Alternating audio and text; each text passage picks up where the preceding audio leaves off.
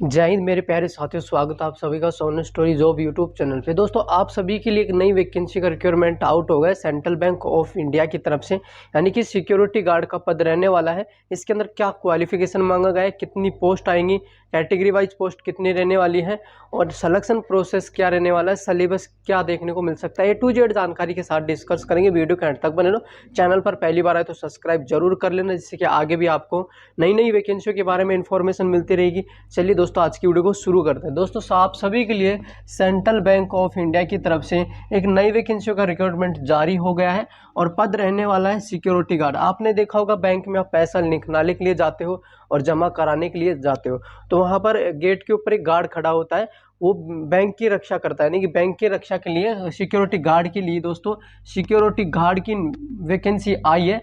ठीक है, कितने पदों पे आई है दोस्तों? 3019 पदों पे यहाँ पर आपको वैकेंसी देखने को मिलेगी, 3019 पदों पे। ठीक है, अब कैटेगरी वाइज दोस्तों वैकेंसी कितनी रहेंगी?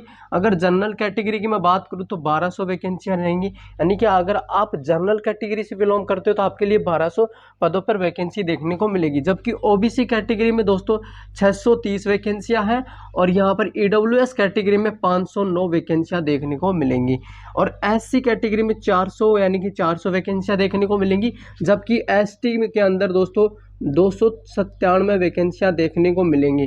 ठीक है, ये पैट कैटेगरी वाइज आपकी वैकेंसियां रहने वाली है। इसका रिक्वायरमेंट आउट हो गया है। अब इसमें अप्लाई डेट क्या रहेगी? देखिए, अप्लाई डेट के बारे में डिस्कस करेंगे, उससे पहले बात करते क्वालिफिकेशन क्या मांगा गया है। केवल 10वीं पास, अगर आपने 10वीं पास कर रखी है, 12वीं पास कर रखी है, ग्रेजुएशन कर रखा है, कोई दिक्कत नहीं है।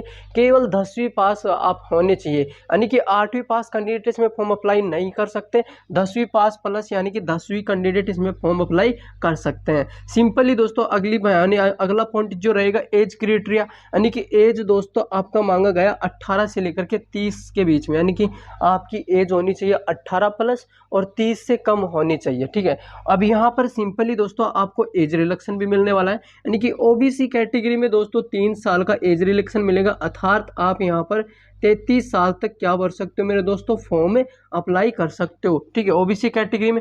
एससी और एसटी कैटेगरी में दोस्तों 5 साल का एज रिलैक्सेशन मिलेगा, अर्थात आप यहाँ पर 35 साल तक क्या भर सकते हो मेरे दोस्तों, फॉर्म अप्लाई कर सकते हो। एससी और एसटी कैंडिडेट है। और यूआर कैटेगरी में दोस्तों कोई एज रिलैक्सेशन नहीं मिलने वाला आपको। ठीक है, यूआर कैटेगरी कैंडिडेट 30 यानी कि 30 से नीचे हैं तो फॉर्म अप्लाई कर सकते हैं। अब देखिए दोस्तों, ये वैकेंसी जो है ऑल इंडिया मेल यानी कि फीमेल और मेल यानी कि दोनों कैंडिडेट्स में फॉर्म अप्लाई कर सकते हैं। यानी कि ऑल इंडिया कैंडिडेट इसमें फॉर्म अप्लाई कर सकते हैं। आप किसी भी स्टेट से हो, चाहे आप यूपी से, बिहार, मध्य प्रदेश, गुजरात, महाराष्ट्र, किसी भी स्टेट से, कोई दिक्कत नहीं है, आप इसमें फॉर्म अप्लाई कर सकते हैं।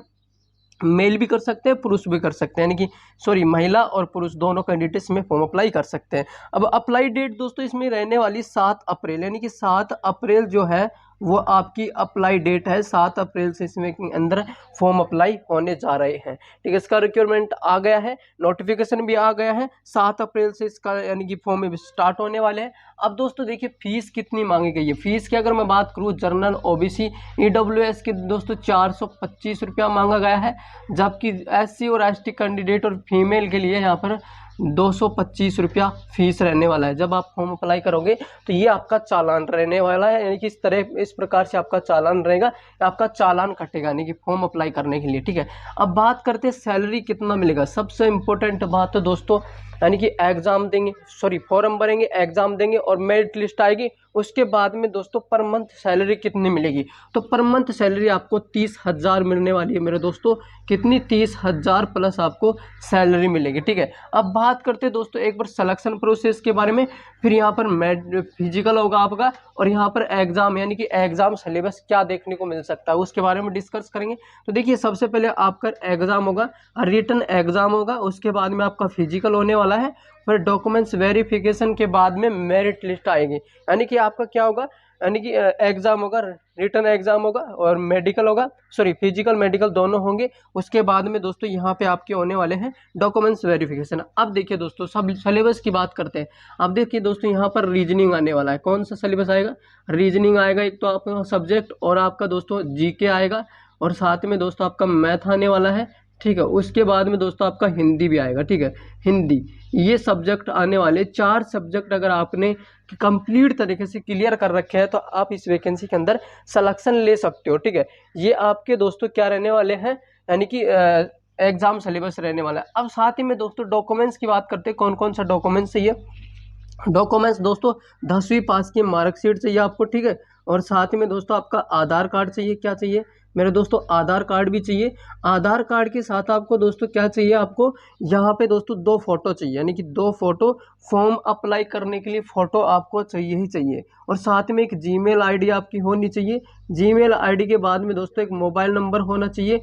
उसके बाद में दोस्तों आपके पास क्या होना चाहिए, यानी कि ये डॉक्यूमेंट्स होना चाहिए। इसके बाद में दोस्तों आपके पास एक और डॉक्यूमेंट्स होना चाहिए, यानी कि मैं यहाँ पर बोल रहा हूँ, यानी कि एक और डॉक्यूमेंट्स होना चाहिए, अभी बताता हूँ तुम्हें मैं। अब देखिए उसके बाद में दोस्तों हम फिजिकल की बात करते हैं। फिजिकल में क्या क्या होगा आपसे दोस्तों, फिजिकल में आपकी हाइट होनी चाहिए, यानी कि ओबीसी, जर्नल और ईडब्ल्यूएस कैटेगरी में दोस्तों 165 सेंटीमीटर आपकी हाइट होनी चाहिए, ठीक है। और यानी कि ओबीसी और जर्नल कैटेगरी वाले, और एससी और एसटी कैंडिडेट के लिए, यानी कि एससी और एसटी कैंडिडेट के लिए होनी चाहिए 160 सेंटीमीटर आपकी हाइट होनी चाहिए।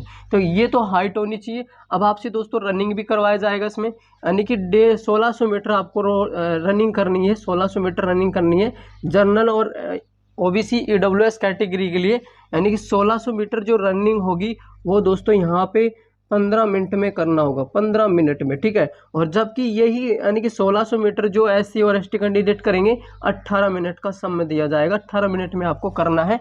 यानी कि ये तो करना है दोस्तों फीमेल के लिए, यानी कि ये जो रनिंग बताया था मैंने ये फीमेल के लिए।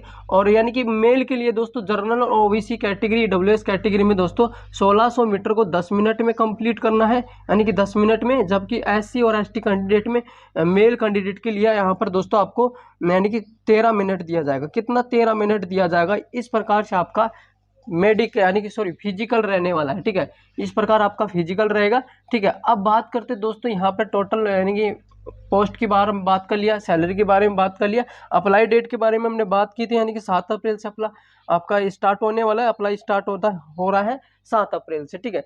तो फिर मिलते हैं एक नई वैकेंसी के साथ में। और अगर आपका इस वैकेंसी को लेकर कोई भी डाउट हो तो कमेंट कर देना। फिर मिलते हैं एक नई वैकेंसी के साथ में। जय हिंद, वंदे मातरम।